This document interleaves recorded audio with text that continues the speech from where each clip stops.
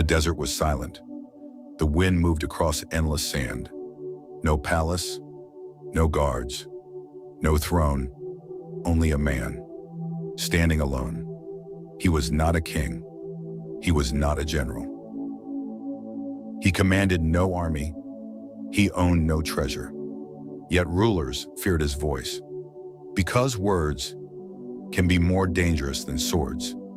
In a world where wealth meant power and silence meant survival. One man refused to stay quiet. He spoke against greed. He challenged authority. He defended the poor.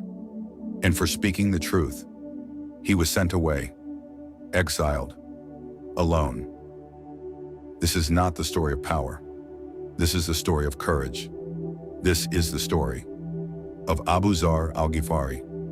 He was born in the harsh lands of Arabia, where survival meant strength.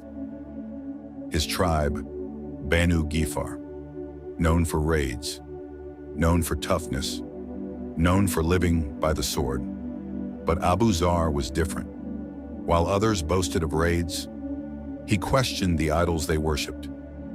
He would look at stone statues and wonder, how can this protect anyone? How can stone hear prayers?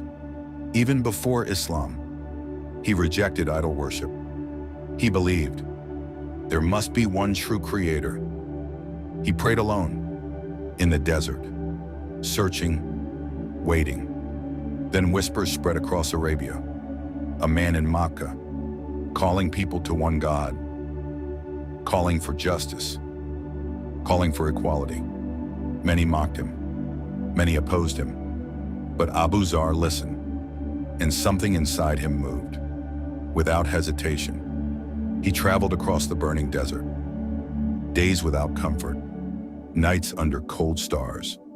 He arrived in Mecca quietly, carefully asking, "Who is Muhammad?" Finally, he met him. Muhammad. He listened. He heard verses of the Quran, and his heart became certain. This was the truth he had been searching for. He accepted Islam, among the earliest believers, without fear, without doubt. But Abu Zar was not a man of silence. The Muslims were weak, persecuted, tortured.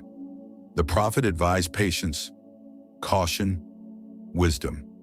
Yet Abu Zar walked toward the Kaaba, in front of Quraysh leaders, and he shouted, "I bear witness there is no God but Allah."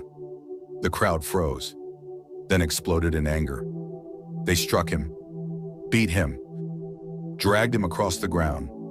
Blood covered his face, but he did not take back his words, because to him, truth was more valuable than safety. He repeated it again the next day, again beaten, again fearless. Years passed. Islam spread beyond Arabia. Empires trembled. Treasuries filled with gold.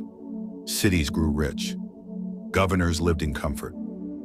Silk clothes, large homes, servants.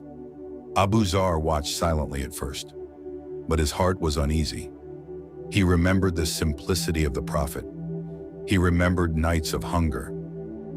He remembered equality, and he saw change.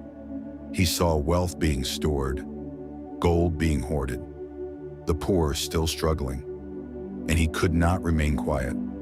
He recited verses warning against hoarding gold and silver. He reminded people, wealth is a responsibility, not a throne. His words spread quickly. Common people admired him, but powerful men grew uncomfortable, very uncomfortable. He criticized luxury openly. He spoke against injustice boldly. Some leaders saw him as disruptive, a threat, not with weapons, but with words. Eventually, he was ordered to leave, sent away to Rabda, a lonely desert land, far from politics, far from influence. Some thought he had lost, but Abu Zar never saw it as defeat. He believed, standing for truth is never failure, even if it costs everything. In Rabda, there were no crowds, no debates, no gold, only sand and faith. He lived simply, with almost nothing. One day, he became very ill, weak. His wife worried. There was no one around, no funeral crowd, no city. But Abu Zar remembered something. The prophet once told him, "You will die alone, but a group of believers will witness your burial." He smiled gently, even in weakness.